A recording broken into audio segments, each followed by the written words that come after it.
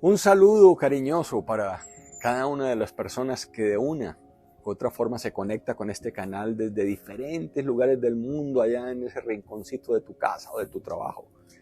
Y nos hacen llegar tantas expresiones de afecto que claro que nos agradan leer sus comentarios. Dice la historia que Zenón de Sitio fue quien fundó una escuela filosófica llamada el estoicismo. Y uno de los fundamentos de la escuela es que en la vida opera la ley de causa y efecto, que hay cosas que no podemos controlar lo que pasa a nuestro alrededor, pero sí podemos controlar el cómo pensamos, el cómo reaccionamos frente a eso, y que lo que hacemos tiene una consecuencia. Hay muchas personas que no se han dado cuenta de eso frente a ese acontecer diario. Podemos controlar el qué, el cómo reaccionamos, el cómo reaccionas.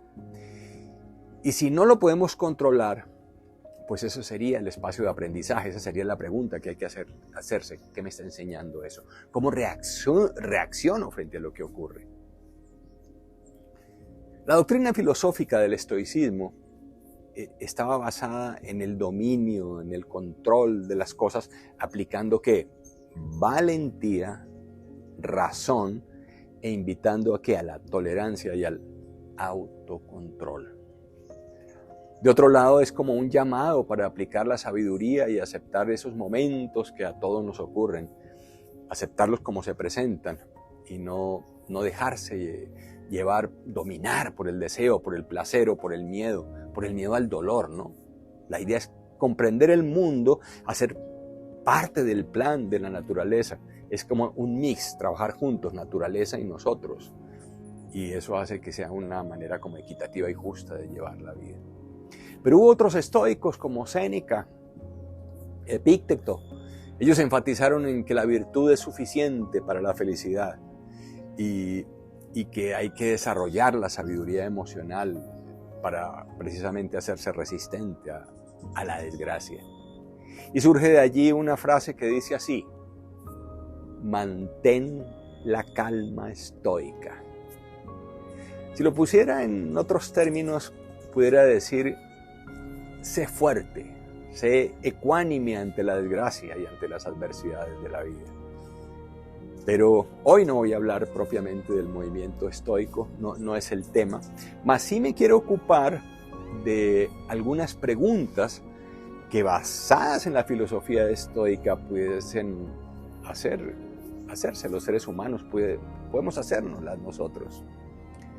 En muchas ocasiones me han escuchado decir que una de las mejores maneras de introspectar y de mirar hacia adentro es hacerse preguntas. Es más, ese es el fundamento de este canal, las preguntas.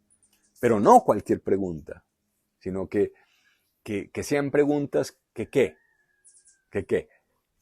permitan aclarar, reflexionar y desde ahí construir un nuevo modelo de vida. Sí, ese al que tienes derecho, y yo también tengo derecho a eso. Entonces considero que algo muy importante en la vida humana es saber qué rumbo deseas en tu vida. Y ahí va la primera pregunta. Primera pregunta, desde el modelo estoico. Y podría ser esta la pregunta: ¿a dónde quieres llegar? ¿A dónde quieres llegar? Esta pregunta a mí me dice: oye, por ejemplo, cuando sales por la mañana, ¿a dónde quieres llegar? Si estás en esta vida, ¿a dónde quieres llegar con esta vida que tienes? ¿A dónde? Por favor, hazte la pregunta y si deseas, detén, para el video y anota la respuesta. ¿Qué responderías? Y hay una segunda pregunta. Esta segunda me parece muy importante, muy profunda.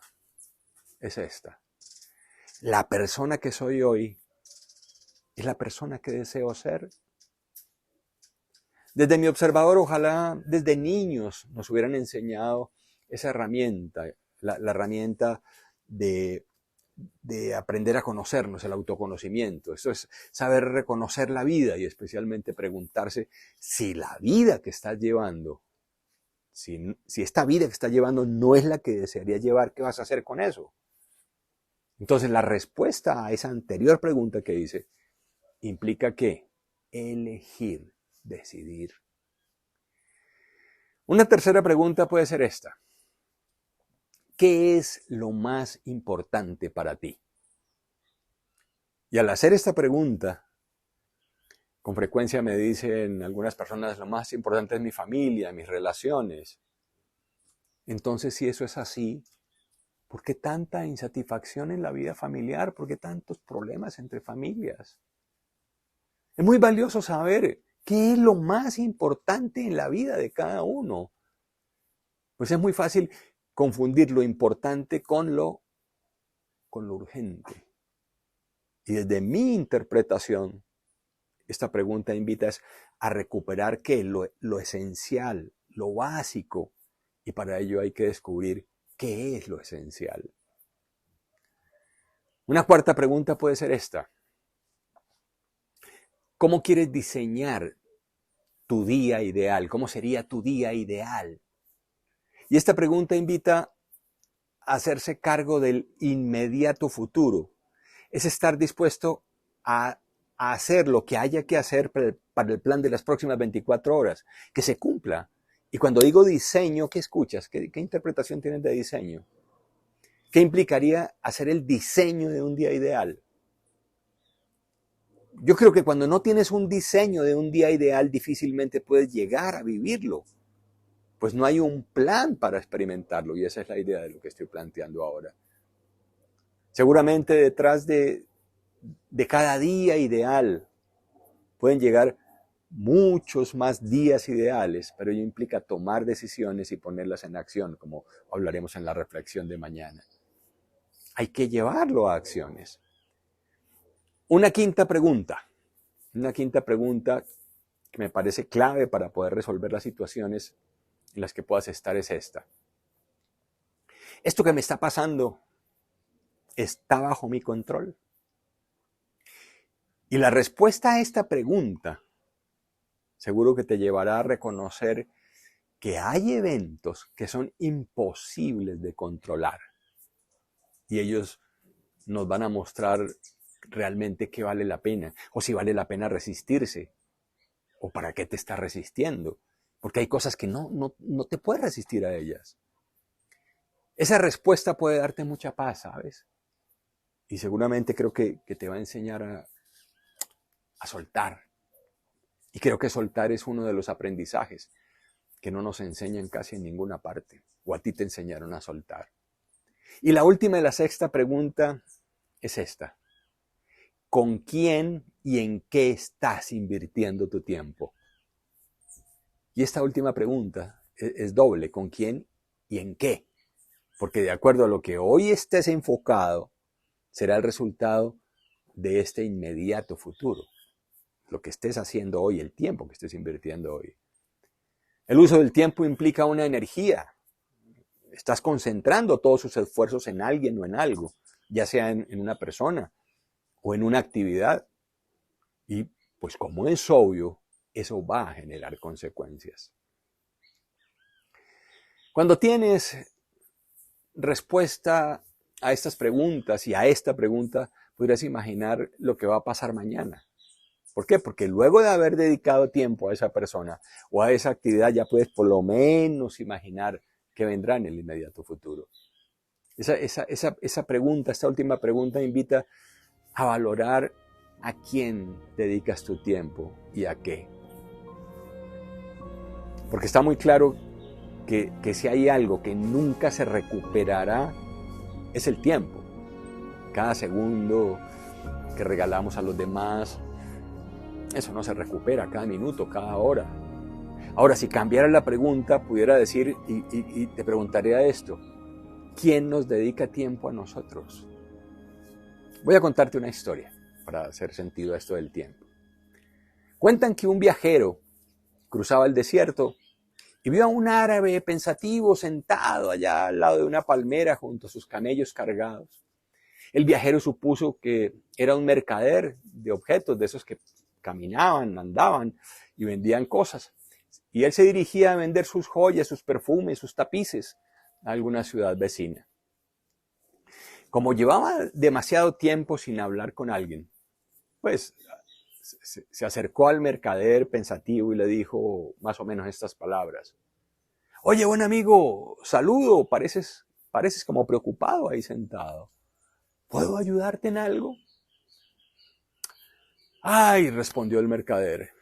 Sí, me encuentro muy afligido porque acabo de perder la joya más valiosa de todas. Bueno, la pérdida de una joya seguro que no es gran cosa para ti. Está cargado tu camello con esto, con muchas joyas. Llevas cantidades de ellas, llevas muchos camellos y seguro que no te costará pues nada reponer la joya que se te perdió. ¿Reponerla?, exclamó el mercader. Si fuera tan sencillo. No conoces el valor de mi pérdida. ¿Cuál es la joya que has perdido?, preguntó el viajero. Una joya como ninguna otra, que no volverá a hacerse jamás. Se encontraba tallada en un pedazo de piedra de vida y realizada en el taller del tiempo.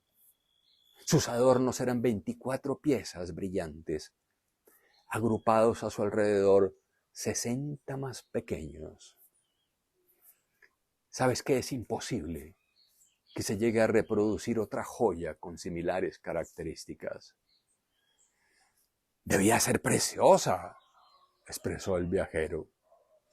Pero con mucho dinero, todo el que tienes, no podrías hacerte otra joya igual. La joya perdida era un día, y un día que se pierde no vuelve a encontrarse. Tras este cuento, te pregunto ahora a ti, ¿qué es un día para ti? ¿Qué significa tu tiempo? Un minuto es suficiente para dejar una huella imborrable en el corazón de alguien, seguramente. Si lo que quieres hacer ahora es disfrutar el acontecer, hazlo, porque es tu tiempo.